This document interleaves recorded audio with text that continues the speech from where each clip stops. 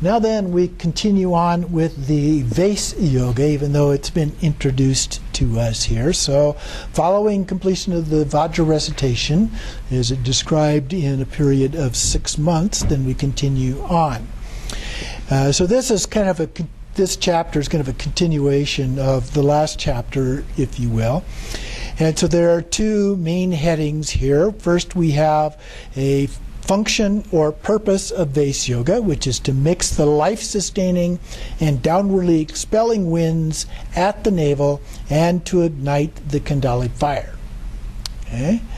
So the actual meditation then has 5 parts: the place, posture, eyes, the focus of and meditation, method of meditation, and the signs of accomplishment. So the first are described in the Vajra recitation. Those 3 stay the same. That doesn't change at all. And so here we focus first on the focus and method of meditation. And it begins by saying, holding the winds inside without letting them enter or leave can also be explained as Vase Yoga and is found in the lower tantras. So the tantras also include this.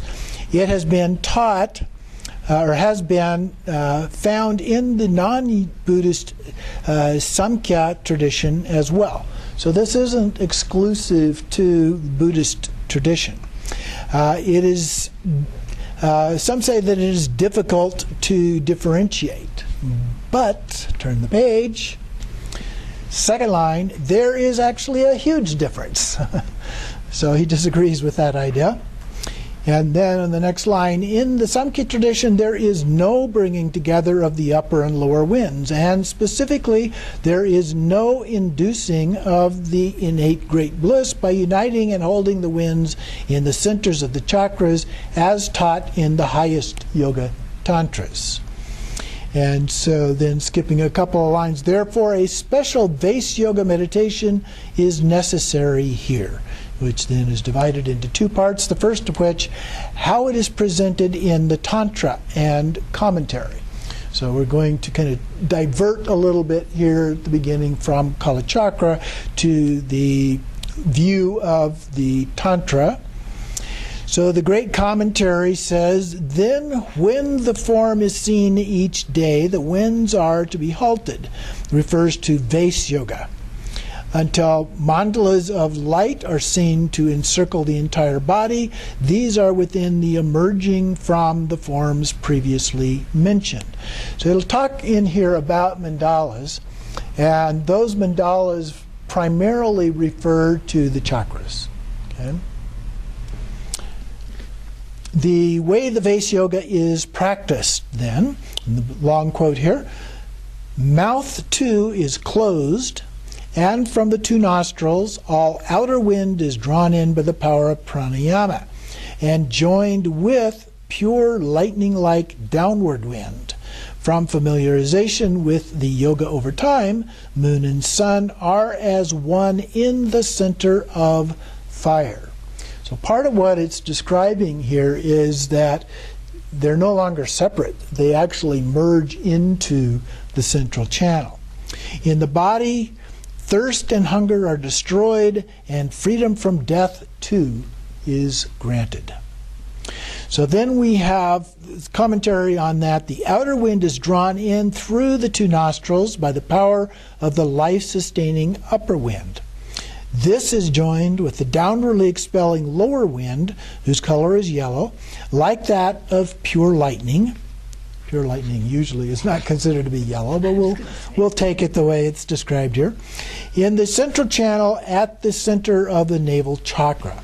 From the practice of this yoga over a long time, the winds that flow in the moon left channel and the sun right channel are as one in the center of fire, meaning the inside the central channel at the center of the Kalagni, or navel chakra. The immediate benefits of completing the Vase Yoga are that thirst and hunger are destroyed and freedom from death is granted. And then moving toward the bottom of the page here from the Chakra Samvara commentary, 5 jewels refers to the 5 rasana mandalas or chakras, which are the 5 elements. Breath in the nature of the 5 elements is of the nature of the 5 jewels and is in the right nostril. Likewise, the 5 lalana mandalas or chakras of the 5 Buddhas are the 5 aggregates. The winds blessed by these are in the left nostril. So the life winds of the left and right mandalas are as one in the avaduti. So then we meditate upon the lotuses or the chakras of the heart or the navel, heart, throat, forehead, and crown. And then meditate at the center of the navel chakra at the location of the right and other lotus petals. Okay? So the points of focus are at these chakras, which are considered to be the petals, if you will, as a part of that. And so, as we have looked at in other cases, when we talk about the elements and the aggregates as being associated with the consorts and with the Buddhas, and these are all joined together.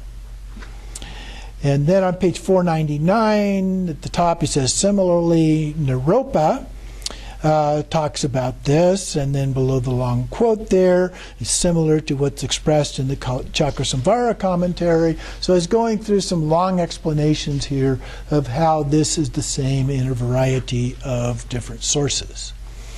So then we go on to page 500, the actual focus and method of the meditation. So we have 4 parts here. The first is the order of drawing the upper and lower winds. In the notes on Kalachakra, it says, ordinarily, when the life-sustaining wind leaves from the upper opening, downwardly expelling wind leaves from the lower opening. When the life-sustaining wind enters, downwardly expelling wind enters and reaches as far as the navel.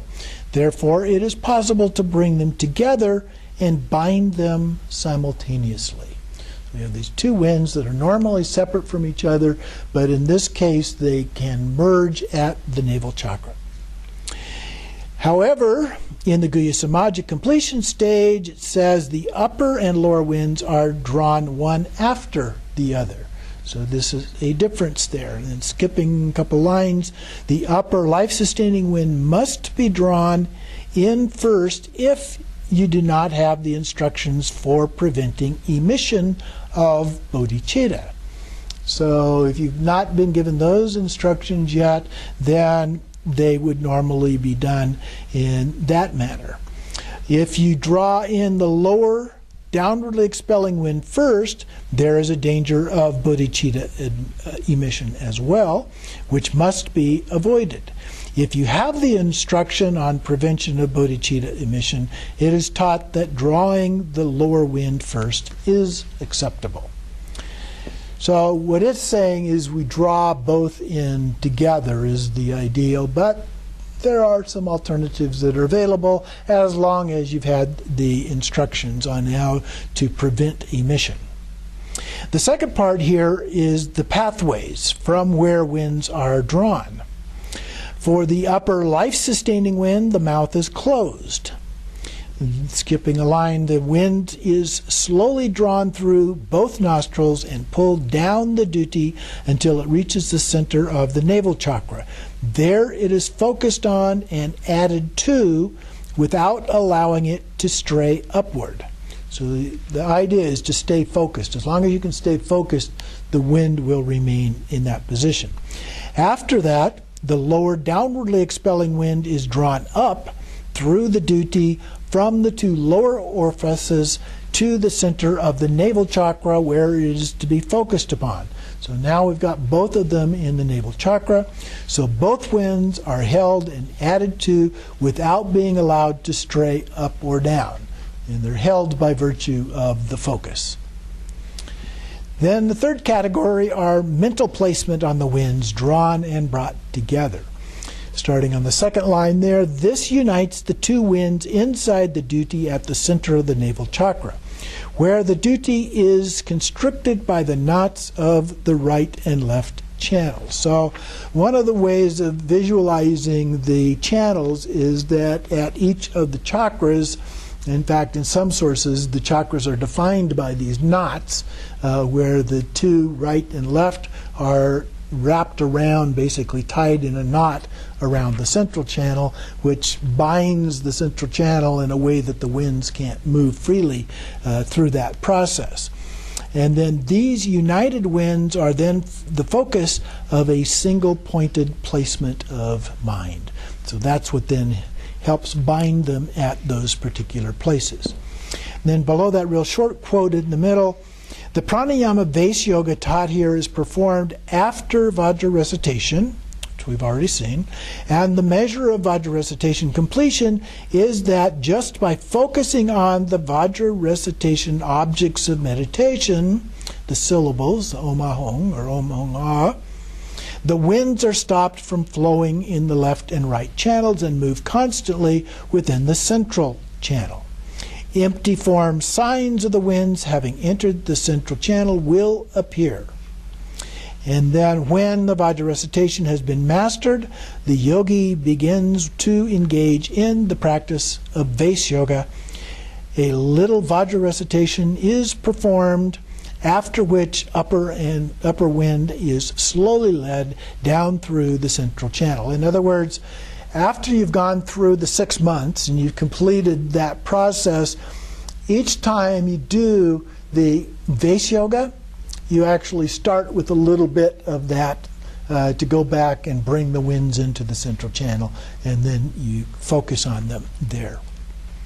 And then at the very bottom of the page, the last couple lines, first moments of Vase Yoga must be preceded by a Vajra recitation that brings the winds to the central channel. Continuing on 502, the mind is then single-pointedly placed upon the upper and lower winds brought together inside the duty at the center of the navel chakra. There, an empty form, Kalachakra, will appear by its own volition. Okay, so we don't have to do anything, we don't have to imagine it, it will just appear. Although it's an empty form version of this, so it doesn't have any physical manifestation in terms of a visualization. Unconceived by the mind. And then skipping a couple of lines from meditative absorption, which was the second of the yogas, onward, the appearances of the primordial clear light mind and its special empty forms are no longer separate objects and subjects and objects, and appear indivisibly as one. And then skipping a couple lines, similarly in all instances from pranayama onward, so this is the third one and the one we're focused on right now, wherever mind and winds are focused within the central channel, there the mind and winds will enter. And they will be stabilized at that point through that process. And then uncontrived self-pride is assigned to each of the special empty forms that arise there. Okay, so there's this uncontrived self-pride. Now, we usually think of pride as an afflictive emotion, but Vajra pride is considered to be something of value. That's the pride, if you will, of a Buddha. And so here it's uncontrived self-pride, a little different terminology, but essentially the same thing. And that then is assigned to these. And so by assigning it, they're talking about a form of conceptually thinking about this process. But it's not something, and eventually we get to the point where it is completely natural. And so this was developed during the generation stage practices and is similar to the meditative absorption process that we looked at previously. Then we have the duration of meditation. How long do we do this? Meditation on the winds held together should continue until, first, the head begins to hurt, or until the yogi sees his body encircled by light. It's the second one. Or the third one, until the heart starts to jump. So one of those three. If meditation continues after these signs appear, there is a danger of death. Okay? So avoid, skipping about 3 lines there, avoid gaining a bad reputation for being a yogi who meditates on the path and then dies. So we don't want that to happen. Okay. So then moving toward the bottom of the next page, 503, we have the signs of accomplishment. How do we know that we're getting there? Going to the very bottom of the page in the commentary, the life-sustaining wind and downward winds are merged within the duty at the center of the navel chakra. The winds that are the mounts of the 6 consciousnesses enter this union, resulting in severing of the 6 types of objects from their object-engaging consciousnesses. Okay, so the objects and the consciousness are separated. This produces signs such as smoke and so forth, and particularly the appearance of many Sambhogakaya forms in the aspect of Kalachakra, mother and father, within a hair-sized black line to which self-pride is assigned. This appears clearly in the midst of this union of life and downward winds. Furthermore, this ignites the Kundalini fire at the navel. It melts the bodhicitta element, which then falls and without emerging from the tip of the jewel, induces the 4 joys of descent and the 4 joys of stable ascent. So coming down, going back up, very similar to the 4 blisses in regular Tantra, in which the bodhicitta increases to reach the forehead chakra. So going through those 4 stages of bliss, so it's increasing as it goes up, increasing as it goes down, and so forth. This great bliss is applied to aspected and non-aspected emptiness, so visualized or conceptual emptiness and non-conceptual. These meditations are the primary signs of accomplishment, while seeing the colors of the channels and their winds are common signs. Okay, so those give you the idea of what it is that we're talking about here. It also mentions the 4 joys. The 4 blisses, 4 joys are usually used as synonyms for each other. Then down below the next 2 quotes, so the last paragraph on the page, the disciples of this Tantra accomplish Vase Yoga, which is the one we're referring to here, and then strive on the paths of retention, which is the next one, and recollection, the one that follows that. After 6 months, those of the brahmacharya conduct, that's vows of celibacy, meaning those who have not experienced the loss of bodhicitta, will come to unchanging bliss that is devoid of desire for the inferior sensation of coupling of the 2 organs. So those who have been taken vows of celibacy, maintained those vows of celibacy, then they will begin to transcend this desire. And then an attainment in which mind and empty forms are indivisible. In short, if disciples who have completed Vase Yoga strive on the path for 6 months, they will achieve the branch of meditative concentration. So that's kind of skipping. So that's jumping from number 3, Vase Yoga, to number 6 is the final yoga in the series. So it's not, I think, actually skipping over those, but it's saying that that's how long it takes to complete all of those together. And then in the middle of the next paragraph there, the instances of bliss increase to 21,600. And that is how the killing of the winds of karma at the 6 chakras, resulting in the attainment of the 12 levels, which would be the 12 bhumis in this case. And then in the next paragraph, second line, The development of the four joys in descent and ascent occurs from the practice of Vase Yoga up to recollection. So recollection is the fifth one. Now, it is clear that the blazing of the Kundalini fire melts the bodhicitta and induces the descent. But how is the ascent brought about? So the descent is the drop yoga that we talked about before, where it's descending from the crown down. So how does it get back up? Okay. And below the quote there, into the first line, from the prior practice of the pranayama, halting of the winds comes the stable ascent, wherein the bodhicitta increases from the secret place to the forehead. So the pranayama practice is what enables that to happen. Then we have the pranayama enhancement ritual. So this ritual has to do with what if you have problems with this other, particularly if you're having specifically problems with semen emission. Okay? So in the semen bodhicitta.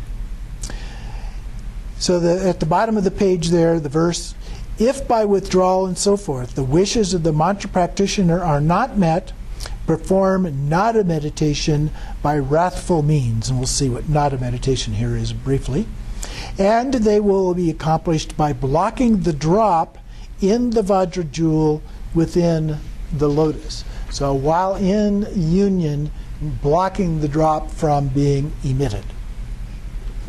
On page 506, below the long quote at the top. This means that by the meditations of withdrawal, non-definitive signs of smoke and so forth are seen, but the winds have not been bound in the central channel. So we've accomplished some of the early things, but we're not accomplishing yet the holding the winds in the central channel. The bliss from bodhicitta unchanging means not falling from the opening of the Vajra jewel, so no ejaculation there. We meditate on the nada, which again is a little bit later here, and skipping a couple lines with this wrathful yoga, so this is considered a wrathful approach. The winds are brought to the central channel, and when the yogi relies upon an activity mudra consort, so an actual karma mudra, the winds within the yogi's Vajra jewel, which is placed within the yoga of the wisdom consort. Wisdom consort, of course, would be a visualized consort as opposed to the activity mudra consort, are halted by the force of being brought to the central channel. And then the next paragraph, once the winds have been moved into the central channel by the power of meditation, the yogi possesses a certainty of being able to hold the bodhicitta from emission by the power of the winds. So we do it in a visualized form rather than with an actual consort. It gives us a little practice until we develop some confidence in being able to hold it in that way. And it becomes possible then to induce innate bliss through the power of the winds, even from the branch of withdrawal. And then skip a couple lines, but it is not the definitive unchanging bliss. So then we break this into three categories here of when to do it, the actual ritual, and the creation of bliss. So when to perform it. If the meditations of withdrawal and pranayama have produced many visible empty forms, but there are no signs of the winds having entered the central channel, this enhancement ritual is performed and will bring the winds into the central channel. Skipping a line, the Tantra teaches that if bliss is not developed due to the winds not being bound in the central channel, wrathful means are employed. Next line, there are two occasions when this ritual is to be performed. The first one is when the meditations of withdrawal are unable to bring the winds into the central channel. The other is when the meditations of the pranayama are also unable to bring the winds into the central channel. If withdrawal has brought the winds into the central channel, it is impossible for the winds not to be brought into the central channel during pranayama. Okay, so we have two different practices of bringing them into the central channel, and so if either of them don't work, then we can do this practice. But if the first one works, the second one is also going to work. So if the first one doesn't work, then the second one is not going to work, and so that's a reason for doing it. If the first one works but the second one doesn't work, that's also a reason for doing this. So the actual ritual, what do we do? At the bottom of the page from the verse there, the Shakti from the center of the navel to another place travel a distance of 12 and a distance of part. They are halted at the navel together with a pure lightning-like drawn up in the form of a stick. They travel from the chakra to chakra and disappear, moving through a central channel. At the crown opening, by wrathful method, a needle-like sensation on the outer skin. That gives a very, very brief explanation without a lot of detail. So what is it we're talking about here? In the commentary it says that nada, okay, so this is the nada meditation we were talking about before. Meditate on the nada. So nada is, in this case, mere sound. And so we meditate on the sound. The sound is the sound of home. Okay? Not the actual sound, but the understood sound of home, visualized, if you will. The feet are placed in the Vajra position, arms in the Vajra fist position, and are crossed across the heart. And the head is steadily bent, so just bent down slightly.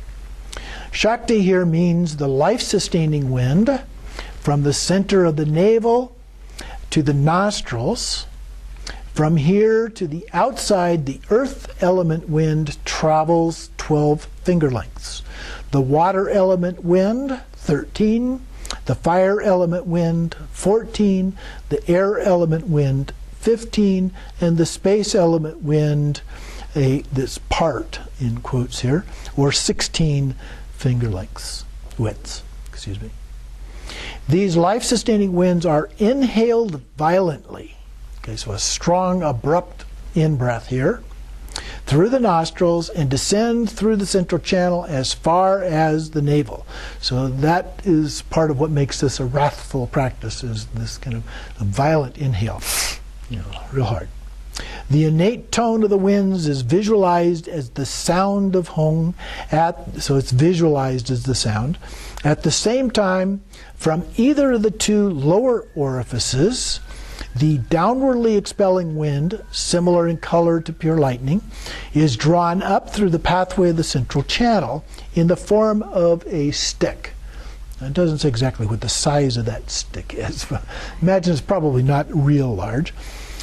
These two winds are halted at the navel, meaning held together at the navel. From the navel chakra to the crown chakra, these two winds disappear from the left and right channels. So they are expelled out and penetrate instead the centers of succeeding chakras, moving through the central channel. When they reach the opening of the crown chakra by wrathful method, meaning moving by the force of the wind, and the skin on the outside of the head feels as if it's being prickled by needles. So at the crown of the head, there's kind of a prickly sensation.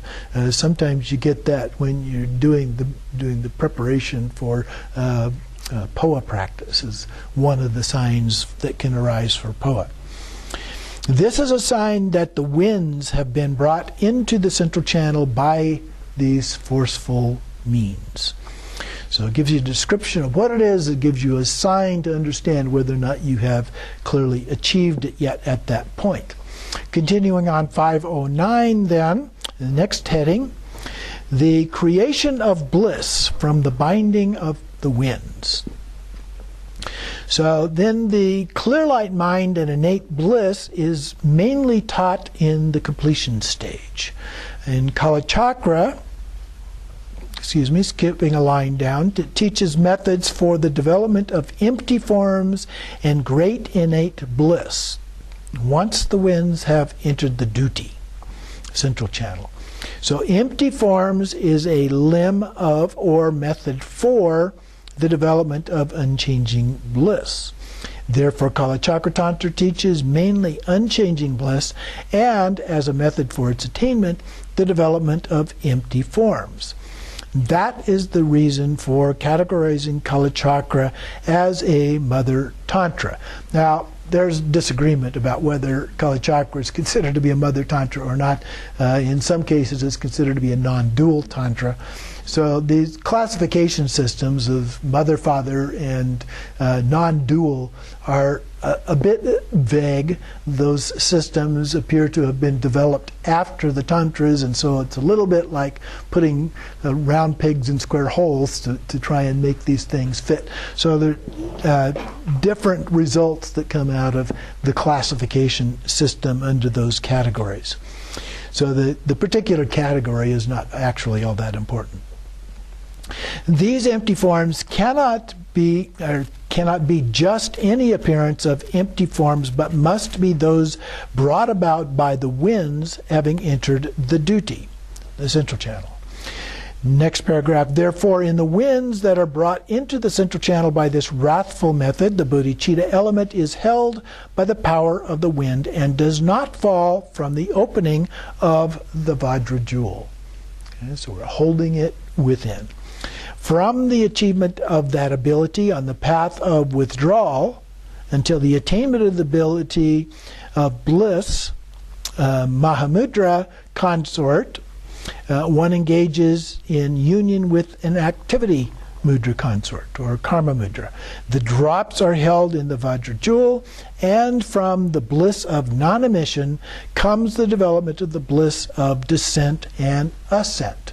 So it's a different kind of bliss. The kind of bliss experience, if you will, that you have from orgasm is quite different from the bliss of this rising and descending through the central channel, which is a more transcendent form of bliss. The same is true for the wisdom mudra consort. So you can do either the actual consort or the wisdom consort. Either one of those are acceptable. Then, now we're skipping back to the outline as it was initially described in chapter 30. So we're going to the valid cognition, which was a part of a previous list. So at the very bottom of the page, the cognition is a valid, non-conceptual, direct mental perception focused on the winds within the central channel. So it's a direct experience is what makes this considered to be a valid cognition, which we might argue with in terms of logic, but this is not about logic at this point. The next category then is the purification divisions.